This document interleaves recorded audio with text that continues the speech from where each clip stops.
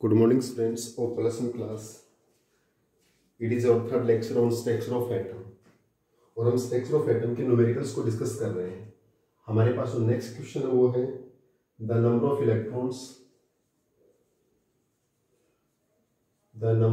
Electrons protons and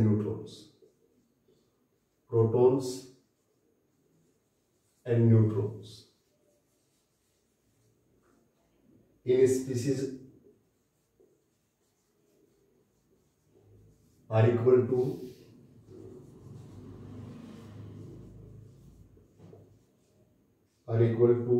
18, 16 and 16 respectively. Assign the proper symbol of symbol. Assign the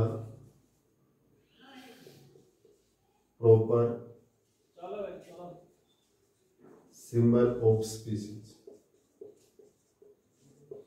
हमें इसका जो symbol assign करना है बच्चों, the number of electron, proton and neutron in species. किसी species के अंदर हमारे पास इलेक्ट्रॉन, प्रोटॉन और न्यूट्रॉन्स की जो संख्या वो गिवन है 18, 16 and 16 respectively. Assign the proper symbol of species.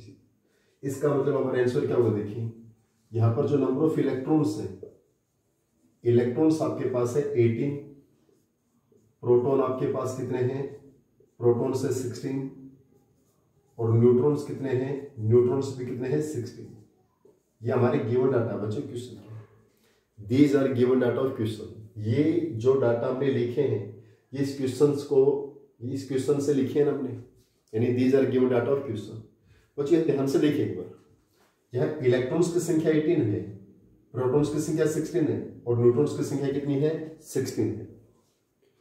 बच्चों अगर उस एलिमेंट के ऊपर चार्ज नहीं होता, वो न्यूट्रल स्टेट में होता है, एटम की फॉर्म में होता है, तो इलेक्ट्रॉन्स और प्रोटॉन्स की संख्या क्या होती है, इक्वल. क्योंकि protons always equal to its atomic number. Protons always equal to its atomic number in neutral state. लेकिन यहां पर प्रोटॉन्स की संख्या 16 है और इलेक्ट्रॉन्स की संख्या 18 है. और जब भी बच्चों इलेक्ट्रॉन्स की संख्या ग्रेटर देन प्रोटॉन्स होती है, इसका मतलब वो आयनिक फॉर्म है और उस पर नेगेटिव चार्ज होगा. क्या चार्ज होगा, नेगेटिव चार्ज.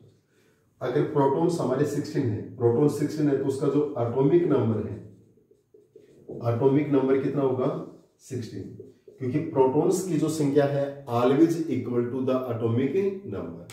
किसी भी एलिमेंट में या आयन के अंदर, एलिमेंट या आयन के अंदर जो प्रोटॉन्स की संख्या है वो always equal to the atomic number, वो एटॉमिक नंबर के इक्वल होती है. क्लियर. प्रोटॉन्स की संख्या किसके इक्वल होती है, एटॉमिक नंबर. तो इसका मतलब उसका एटॉमिक नंबर कितना होगा हमारे पास, 16, दैट इज 16. अब बच्चों हमारा 16 के ऊपर कौन सा एलिमेंट होता है, 16 पे कौन सा होता है, सल्फर. इसका मतलब हमारे पास क्या है, सल्फर, 16 सल्फर. अब बात आती है बच्चों उसमें इलेक्ट्रॉन्स की संख्या 18 है. इसका मतलब इलेक्ट्रॉन्स एटॉमिक नंबर से 2 मोर है ना, यानी 2 ज्यादा है उसमें, यानी 2 इलेक्ट्रॉन्स एटॉमिक नंबर से एक्सेस है. इसका मतलब अगर इलेक्ट्रॉन्स 18 है, वो एटॉमिक नंबर से 2 एक्सेस है, तो इसका मतलब उस पर कितना चार्ज है, 2 नेगेटिव चार्ज है. क्योंकि इलेक्ट्रॉन्स निकालते समय जो नेगेटिव चार्ज हो क्या हो जाता है, ऐड हो जाता है इन द एटॉमिक नंबर. और नेक्स्ट हमारे पास न्यूट्रॉन्स कितने हैं, 16. तो न्यूट्रॉन्स की संख्या कैसे आउट होती है, न्यूट्रॉन्स क्या होते हैं, mass number minus atomic number. Mass number में क्या माइनस करेंगे, एटॉमिक नंबर. न्यूट्रॉन्स कितने हैं, 16. इसका मास नंबर कितना आ जाएगा भी आपके पास, that is mass number. Atomic number कितना है इसका, 16 है. तो इधर आके ऐड हो जाएगा, तो मास नंबर कितना आ गया आपका, mass number is equal to 16 plus 16 that is 32. यहां एटॉमिक मास कितना है बच्चों, 30. ये हमारा वो आयन आ गया आपके पास. क्लियर. चलो एक ब्रीफ में दोबारा से बता रहा हूं बच्चों में. इलेक्ट्रॉन 18 है, प्रोटॉन 16 और न्यूट्रॉन 16 है. These are the given data. Proton always equal to the atomic number. इसका मतलब एटॉमिक नंबर तो फाइनल होगा 16 है, और 16 एटॉमिक नंबर के ऊपर क्या होता है, सल्फर होता है. क्या होता है, सल्फर. ये भी क्लियर है. अब बच्चों बात आती है हमारे पास इलेक्ट्रॉन्स की संख्या, अगर इलेक्ट्रॉन्स हमारे प्रोटॉन से ग्रेटर देन है तो ऑलवेज उसके ऊपर नेगेटिव चार्ज होगा, आयनिक फॉर्म में रहेगा। अगर उसमें इलेक्ट्रॉन्स की संख्या लेस होती है प्रोटॉन से तो वो किसकी फॉर्म में होता है, कैटायन की फॉर्म में होता है। तो अभी ग्रेटर देन है, electrons are greater than protons, so ये आयनिक फॉर्म में। 2 इलेक्ट्रॉन एक्सेस है तो हमारे पास 2 नेगेटिव चार्ज, 1 होता तो 1 नेगेटिव, 3 होता तो 3 नेगेटिव चार्ज। क्लियर। न्यूट्रॉन्स कैसे आते हैं, mass number minus atomic number. तो न्यूट्रॉन्स हमारे 16 है, मास नंबर निकालना, एटॉमिक नंबर 16 आपका देखिए, न्यूट्रॉन और एटॉमिक नंबर 16 तो मास नंबर क्या है, दोनों ऐड हो गया 32। क्लियर। तो जिसके बाद हमारा जो नेक्स्ट क्वेश्चन देखिए, बहुत सिंपल से क्वेश्चन है बच्चों, 9th 10th क्लास में भी आप लोगों ने ऐसे क्वेश्चनों को बहुत अच्छे से स्टडी किया हुआ है। अभी दोबारा से आपकी अच्छे से प्रैक्टिस हो जाएगी और आप भी अच्छे से कोशिश करनी, इसको मुश्किल क्वेश्चन नहीं है, सिर्फ टाइम देने की आवश्यकता है आप लोगों को, जितना टाइम देंगे उतना परफेक्ट होगा आपके लिए। नेक्स्ट क्वेश्चन हमारे पास है एनसीईआरटी का क्वेश्चन था बच्चों, अभी हमने किया, और नेक्स्ट क्वेश्चन को ध्यान से देखिए। Find the number of protons, electron and neutron. Find the number of electrons, protons and neutrons इन, ये हमारे पास है 13 एल्यूमिनियम 3 पॉजिटिव 27, और बी हमारे पास है 8 ऑक्सीजन -2 50। यह हमारे पास दो सिंबल है बच्चों आयनिक फॉर्म में। यहां पर हमें इलेक्ट्रॉन, प्रोटॉन और न्यूट्रॉन्स की संख्या फाइंड आउट करनी बच्चों। पहले हम ए को डिस्कस करते हैं, दैट इज 13 एल्यूमिनियम 3 पॉजिटिव 27। बच्चों सबसे पहले प्रोटॉन्स की संख्या, यहां पर प्रोटॉन्स, जो प्रोटॉन्स होते हैं वो always equal to the atomic number, चाहे वो इसमें न्यूट्रल स्टेट में हो चाहे आयनिक फॉर्म में हो, और एटॉमिक नंबर कितना है 13, तो प्रोटॉन्स की संख्या कितनी आ गई हमारे पास है 13। क्लियर। अब बच्चों इलेक्ट्रॉन्स की संख्या, इलेक्ट्रॉन्स किस पे डिपेंड करता है, चार्ज पे। इलेक्ट्रॉन्स किस पे डिपेंड करता है, चार्ज पे। अगर पॉजिटिव चार्ज हमारे पास, कैसा चार्ज है, पॉजिटिव चार्ज, तो एटॉमिक नंबर में से माइनस करते हैं, और नेगेटिव चार्ज क्या होता है तो प्लस करते हैं। तो नेगेटिव जो पॉजिटिव चार्ज एटॉमिक नंबर में से माइनस कर देते, कितने आ गए 10। और न्यूट्रॉन्स की संख्या तो हमेशा फिक्स है, atomic mass minus atomic number, यानी मास नंबर में से एटॉमिक नंबर को माइनस कर देंगे। मास नंबर 27 है, एटॉमिक नंबर 13, 27 माइनस में 13, that is equal to 40। Next B part, 8O -2 50। Simple से क्वेश्चन को दोबारा बताने की आवश्यकता नहीं होनी चाहिए।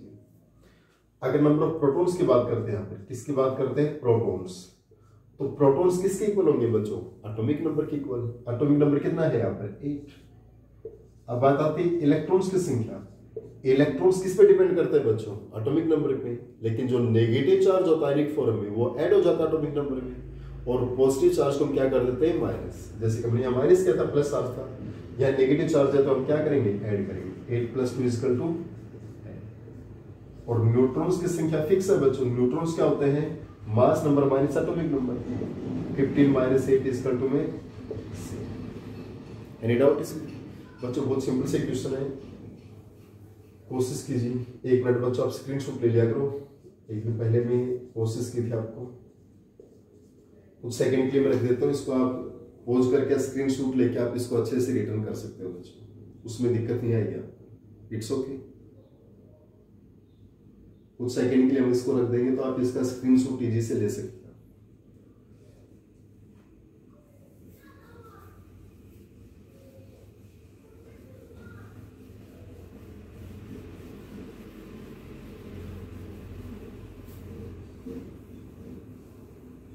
नेक्स्ट देखिए बच्चों आपके पास, नेक्स्ट हमारा जो क्वेश्चन वो है थोड़ा डिफरेंट, अच्छा क्वेश्चन है बच्चों, ध्यान से देखिए एक बार। क्वेश्चन हमारे पास है, give the name and atomic number, give the name and atomic number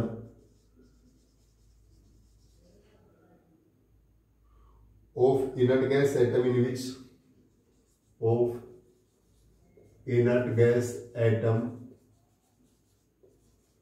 in which the total number of d electrons, the total number of d electrons is equal to difference between, is equal to difference between the number of p electrons and total number of s electrons. The total number of p electrons and total s electrons. हालांकि बच्चों इस question को जैसे हम इसका configuration सीख, आपको अगर अच्छे से कॉन्फ़िगरेशन आ जाएगा उस टाइम इस क्वेश्चन को करने में कोई दिक्कत नहीं है। और इसी यूनिट में हम इलेक्ट्रॉनिक कॉन्फ़िगरेशन को भी स्टडी करेंगे। देखिए, give the name and atomic number of inert gas atom. हमें उस इनर्ट गैस क्या होती है बच्चों?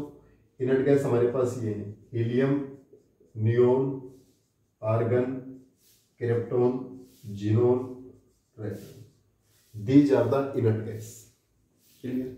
इनका एटॉमिक नंबर भी लिख देता हूं मैं आपको, 2, 10, 18, 36। क्लियर? और ये 86 हो गए। ये इनके हमारे पास एटॉमिक नंबर भी है। These are inert gas. ये हमारे पास क्या है? इनर्ट गैस, यानी नोबल गैस एलिमेंट। इनको हम इनर्ट गैस बोलते हैं, नोबल गैस एलिमेंट। तो give the name and atomic number of inert gas atom. हमें इनमें से कौन सी इनर्ट गैस होगी उसका नाम बताना है, उसका एटॉमिक नंबर बताना है। In which total number of d electron, उसके अंदर जो टोटल डी इलेक्ट्रॉन्स है ना, उस इनर्ट गैस के अंदर जो डी इलेक्ट्रॉन्स है बच्चों, जो हमारे पास क्या है? डी इलेक्ट्रॉन्स है, उसमें जो डी इलेक्ट्रॉन्स है इज इक्वल टू, किसके इक्वल होते हैं? Difference between the total number of P electrons and total number of S electron. वो किसके बराबर होते हैं? Total P electrons minus total S electrons. Clear? जो उसके अंदर हमारे जो डी इलेक्ट्रॉन्स है बच्चों, उस नोबल गैस में जो डी इलेक्ट्रॉन्स हो किसके इक्वल है? टोटल पी इलेक्ट्रॉन्स में से किसको माइनस करेंगे? Total S electrons. बच्चों क्वेश्चन को मेरी यहां तक समझिए। क्वेश्चन क्या है? हमें वो नोबल गैस एलिमेंट बताना है, हमें वो नोबल गैस एलिमेंट बताना है और उसका एटॉमिक नंबर भी बताना है, जिसके अंदर जो डी इलेक्ट्रॉन्स है ना, डी इलेक्ट्रॉन्स, उस नोबल गैस में जो डी इलेक्ट्रॉन्स है वो किसके इक्वल होंगे? टोटल पी इलेक्ट्रॉन में से टोटल एस इलेक्ट्रॉन को माइनस कर देंगे। क्लियर? अब बच्चों देखिए, हमारे पास हीलियम हमारा हो नहीं सकता है क्योंकि इसमें डी इलेक्ट्रॉन्स नहीं होते हैं। नियोन भी नहीं हो सकता है, इसमें डी इलेक्ट्रॉन नहीं है। आर्गन भी नहीं हो सकता, इसमें डी इलेक्ट्रॉन नहीं है। क्रिप्टॉन में डी इलेक्ट्रॉन्स आते हैं, किसमें आते हैं? क्रिप्टॉन में। चलो इसका एक कॉन्फिगरेशन लिखते हैं। Krypton 36, 1s2, 2s2, 2p6, 3s2, 3p6, 3d10, 4s2, 4p6। देखिए क्या 36 हो गए? 2, 4, 10, 12, 18, 28, 30, 36। क्लियर? यानी हमारी first noble gas element krypton ही है, जहां पर डी इलेक्ट्रॉन्स प्रेजेंट होते हैं। जहां पर क्या होते हैं? डी इलेक्ट्रॉन्स प्रेजेंट होते हैं। यानी इसी पे हम इसी को लेके चलते हैं। अगर ये फेल हो जाता है तो हम जीनोन पे डिस्कस करेंगे, वो फेल हो जाता है तो हम रेडोन पे डिस्कस करेंगे। यानी डी इलेक्ट्रॉन्स हमारे इन तीनों में ही है ना, इन तीनों में से कोई एक हो सकता है। ये तीन तो हमारे पहले क्रॉस हो चुके हैं, क्योंकि हीलियम, नियोन और आर्गन के अंदर डी इलेक्ट्रॉन सिर्फ प्रेजेंट नहीं है, डी ऑर्बिटल नहीं है, और डी ऑर्बिटल नहीं है हमारे पास। तो इट मींस आपके पास यहाँ डी ऑर्बिटल में इलेक्ट्रॉन्स एट टाइम प्रेजेंट नहीं है, तो ये तो हमारे हो ही नहीं सकते। तो डी ऑर्बिटल कहाँ प्रेजेंट है? क्रिप्टॉन, जिनोन और रेडोन में। तो सबसे पहले हम क्रिप्टॉन पे डिस्कस करते हैं। किसमें डिस्कस करेंगे? क्रिप्टॉन पे। क्रिप्टॉन का कॉन्फिगरेशन लिखा। हालांकि बच्चे कॉन्फिगरेशन अब आपको अभी आने में दिक्कत है, क्योंकि इस मिनट के लास्ट में हम इसको सीखेंगे। क्लियर? तो यहां देखिए बच्चों, टोटल एस इलेक्ट्रॉन निकालता हूं। Total S electrons, total S electrons in krypton, total P electrons in krypton और total d electron in krypton. देखिए बच्चों, डी इलेक्ट्रॉन तो फिक्स होगा हमारे पास, 10 हो गए। डी की कोई दिक्कत नहीं, 10 हो गए, सिंपल है। एक ऑर्बिटल डी का एस के देखो बच्चों, ये एस हमारे पास, ये एस है सिंगल लाइन वाला, और यहां मैं ऐसे कर देता हूँ स्क्वायर ब्रैकेट में, ये हमारे पास क्या है पी, ये हमारे पास क्या है पी। देखिए मैंने अलग अलग से रिप्रेजेंट कर दिया बच्चों। जहां नीचे अंडरलाइन है बच्चों वो हमारे कौन से हैं, एस ऑर्बिटल के इलेक्ट्रॉन। ये कौन से हैं, एस ऑर्बिटल के इलेक्ट्रॉन, 1s2 2s2 3s2 और 4s2 एस ऑर्बिटल इलेक्ट्रॉन्स। और जो मैंने स्क्वायर ब्रैकेट में क्लोज कर दी ये हमारे कौन से हैं, पी ऑर्बिटल के इलेक्ट्रॉन्स। और ये वाला कौन सा है, तो हमारे एस में टोटल इलेक्ट्रॉन्स कितने हो गए, 2 4 6, और ये कितने हो गए 8, 2 4 6 8। और पी में कितने बच्चों हमारे पास, 6 6 12 और 6 8। तो हमारे पास इसके अंदर हमारे पास टोटल एस इलेक्ट्रॉन्स 8 आए हैं, पी इलेक्ट्रॉन्स 18 आए हैं, और डी इलेक्ट्रॉन्स कितने हैं, 10 आए हैं। तो देखिए क्या D electrons equal to total P electrons minus total S electrons, तो इसके डी इलेक्ट्रॉन्स किसके बराबर आएंगे, total P electrons. P electrons कितने हैं 18, और minus total S electrons that is 8 equal to 10, और ये 10 है हमारे पास। क्लियर, इसका मतलब हमारा इस क्वेश्चन में दोनों चीज सेट हो गई आपकी, कि इसके अंदर जो डी इलेक्ट्रॉन्स हमारे पास, देखिए हमने क्रिप्टन का कॉन्फिगरेशन लिखा 1s2 2s2 2p6 3s2 3p6 3d10 4s2 4p6। हमने स्क्वायर ब्रैकेट में कौन से दिखाया अपने, पी ऑर्बिटल के इलेक्ट्रॉन्स 6 6 6 दैट इज 18। ये हमारे पास नीचे अंडरलाइन है हमारे पास एस ऑर्बिटल इलेक्ट्रॉन्स 2 4 6 8, और ये हमारे पास डी। तो कहता है कि हमारी एस में इलेक्ट्रॉन्स है 8, पी ऑर्बिटल में 18, और डी में कितने हैं 10। अब क्या डी ऑर्बिटल इलेक्ट्रॉन किसके बराबर होना चाहिए, पी माइनस में एस। पी में कितने 18 और एस में कितने 8, 18 माइनस 8 इज इक्वल टू में 10। It's okay. तो बच्चों हमारे पास वो एलिमेंट क्या होगा आपके पास, दैट इज क्रिप्टॉन। यानी एलिमेंट हमारे पास क्या हो, क्रिप्टॉन, और उस एलिमेंट हमारा क्रिप्टॉन है, और उसका एटॉमिक नंबर कितना है 36। ये हमें बताना था इसमें। It's okay, problem can solve हो गया। चलो नेक्स्ट, इसके बाद बच्चों हमारे पास देखते हुए नेक्स्ट न्यूमेरिकल है, अच्छा होगा तो हम करवाते और भी, नहीं तो फिर हम इलेक्ट्रोमैग्नेटिक वेव थ्योरी को स्टडी करेंगे।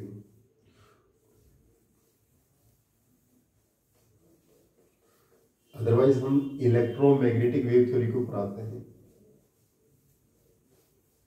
चलो बच्चों कोशिश रहेगी मैं इनके नोट्स के लिए आपको दिक्कत नहीं आए तो मैं स्क्रीनशॉट साथ साथ भेजता हूँ, पर जो भी टॉपिक कंप्लीट होता है उसका स्क्रीनशॉट आपके पास भेज दिया जाएगा।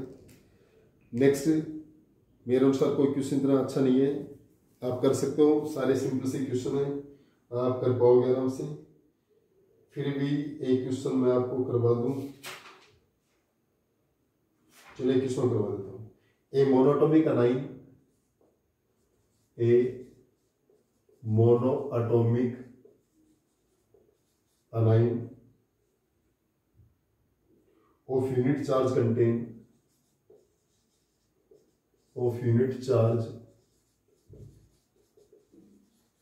contain 45 neutron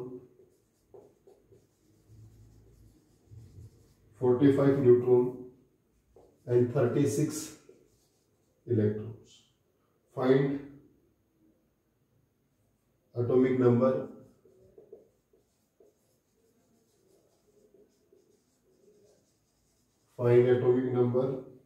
mass number and identify the, और हमें उस साइन को क्या करना है, आइडेंटिफाई भी करना है, उसका एटॉमिक नंबर भी बताना है, मास नंबर भी बताना है, और उस साइन को क्या करना हमें, आइडेंटिफाई करना है कि वो हमारे पास साइंस कौन सा होगा, उसको हम क्या करेंगे, identify. A monoatomic anion of unit charge, उसके ऊपर एक ही चार्ज है, 1 यूनिट चार्ज, कंटेन 45 न्यूट्रॉन, उसमें जो न्यूट्रॉन्स हैं, न्यूट्रॉन्स वो कितने हैं 45, और 36 इलेक्ट्रॉन्स कितने हैं हमारे पास 36। Find atomic number, mass number and identify the anion.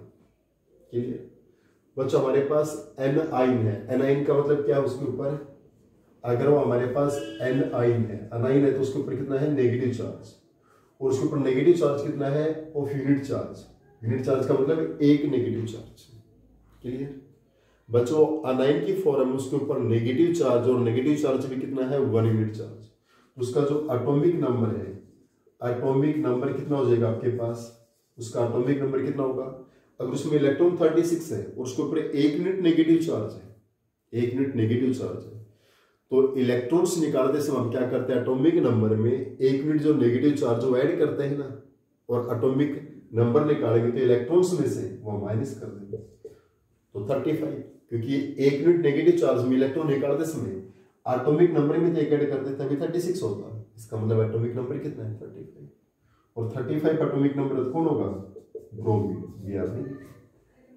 और इसका मास नंबर क्या हो जाएगा, मास नंबर क्या हो जाएगा, प्रोटॉन्स प्लस में एटॉमिक नंबर, और that is equal to the 80। तो हमारे पास क्या हो जाएगा 35 Br नेगेटिव 80। क्लियर, ज्यादा मुश्किल बच्चों आप कर सकते हैं, इसका आप स्क्रीनशॉट ले सकते हैं, उसके ऊपर आप इसको नोट्स बनाने में दिक्कत नहीं आएगी। इसके बाद बच्चों स्टडी करते हैं इलेक्ट्रोमैग्नेटिक वेव थ्योरी। इसके बाद हम क्या स्टडी करते हैं, electromagnetic wave theory. Electromagnetic wave theory क्या होती है बच्चों, देखिए मेरे ध्यान से, what is electromagnetic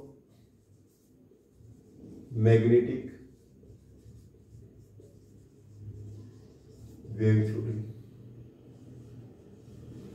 electromagnetic wave theory, इसके अंदर बच्चों हम सबसे पहले इलेक्ट्रोमैग्नेटिक रेडिएशंस के बारे में स्टडी करते हैं। ये इलेक्ट्रोमैग्नेटिक वेव थ्योरी में इलेक्ट्रोमैग्नेटिक रेडिएशंस क्या होती है, इलेक्ट्रोमैग्नेटिक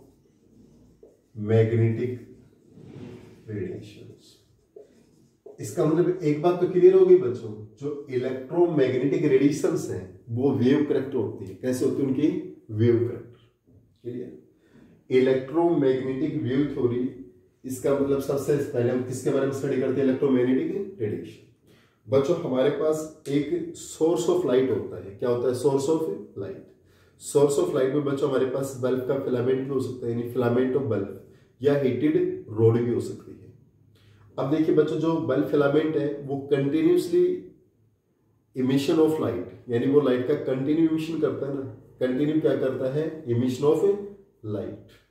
क्लियर, और जो कंटिन्यू लाइट का इमिशन करता है उसको हम क्या बोलते हैं, रेडिएंट एनर्जी बोलते हैं। क्या बोलते हैं, रेडिएंट एनर्जी। तो बच्चों हमारे पास जो कंटिन्यू इमिशन ऑफ रेडिएशंस का आउट हो रही वहां से, उस लाइट को भी क्या बोलते हैं, रेडिएंट एनर्जी बोलते हैं। क्या बोलते हैं, रेडिएंट एनर्जी। यानी सोर्स ऑफ लाइट या बल्ब फिलामेंट या heated rod continuous emission of radiation is known as the radiant energy. Clear, तो बच्चों हमारे पास फर्स्ट पॉइंट क्या होगा, इलेक्ट्रोमैग्नेटिक रेडिएशंस, या इसके हम ये भी कह सकते हैं प्रॉपर्टीज ऑफ इलेक्ट्रोमैग्नेटिक रेडिएशंस भी बोल सकते हैं। क्या बोल सकते हैं, properties of electromagnetic radiation. These are properties of electromagnetic radiation, properties of electromagnetic radiation. That is first point, a source of light, bulb filament or heated rod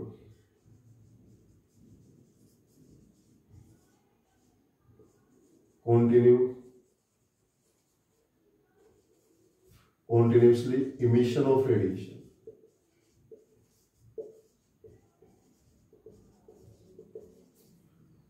is known as radiant energy.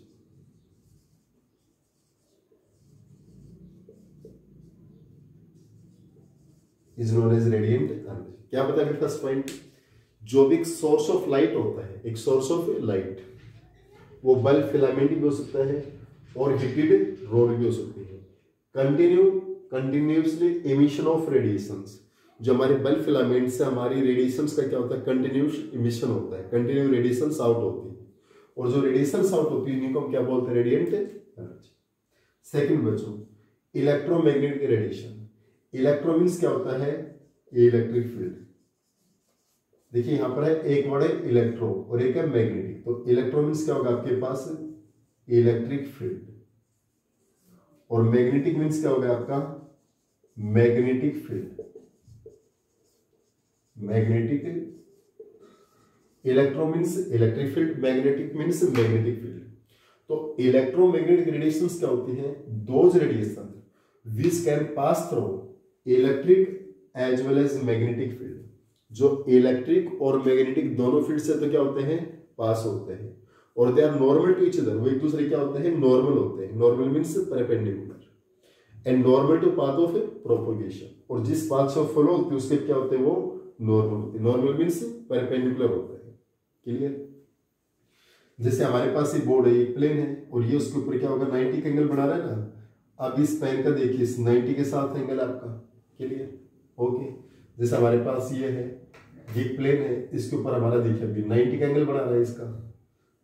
जैसे perpendicular क्या होता है बच्चों? ये है, और इसके ऊपर ये क्या बना रहा है? 90 का एंगल परपेंडिकुलर। तो इलेक्ट्रोमैग्नेटिक रेडिएशंस क्या होती हैं? Those radiation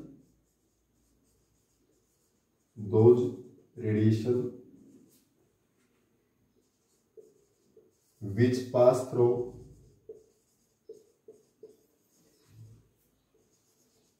electric and magnetic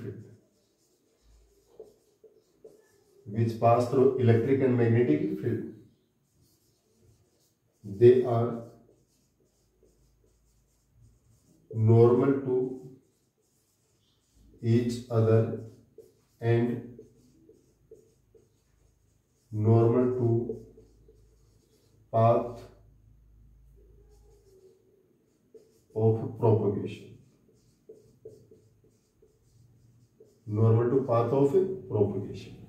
clear? जो इलेक्ट्रोमैग्नेटिक रेडिएशन से बच्चों, वो एक दूसरे के क्या होते हैं? नॉर्मल होते हैं, परपेंडिकुलर होते हैं, और जिस पाथ से फ्लो करते हैं उसके क्या होते हैं? वो परपेंडिकुलर होते हैं, नॉर्मल होते हैं। Next, they travel with same speed of light, they travel with same speed of light, 3 to 10 की पावर 8 मीटर पर सेकेंड। यानी जो इलेक्ट्रोमैग्नेटिक रेडिएशंस है उनकी जो स्पीड है वो स्पीड ऑफ लाइट की इक्वल है। They travel with same speed of light, यानी इलेक्ट्रोमैग्नेटिक रेडिएशंस की जो स्पीड है वो स्पीड ऑफ लाइट की क्या है? इक्वल है। They have wave character, उनका करेक्टर कैसा है बच्चों? वेव जैसे। Next, they do not require any medium for propagation,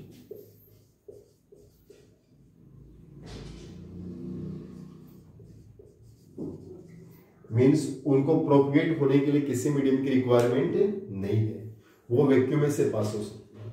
दोबारा से देखिए बच्चों, इलेक्ट्रोमैग्नेटिक वेव थ्योरी या इलेक्ट्रोमैग्नेटिक रेडिएशंस क्या होती है?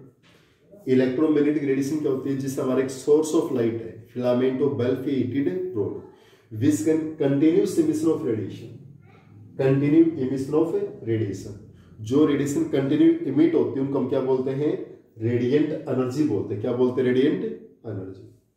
अब इलेक्ट्रोमैग्नेटिक रेडिएशन क्या होती है? Electro means electric field, magnetic means magnetic field. जो रेडिएशंस इलेक्ट्रिक और मैग्नेटिक फील्ड से क्या होते हैं? पास होते हैं, यानी those radiation which pass through electric and magnetic field, they are normal to each other, वो एक दूसरे क्या होते हैं? Normal, and normal to path of propagation, और जिस पाथ से फॉलो होते हैं उसके क्या होते हैं? वो नॉर्मल होते हैं। They travel with same speed of light. आपको पता है बच्चों स्पीड ऑफ लाइट क्या होता है? 3 to 10 की पावर 8 मीटर पर सेकेंड या 3 to 10 की पावर 5 किलोमीटर पर सेकेंड। तो उनकी जो स्पीड है वो स्पीड ऑफ लाइट की क्या होता है? इक्वल होता है।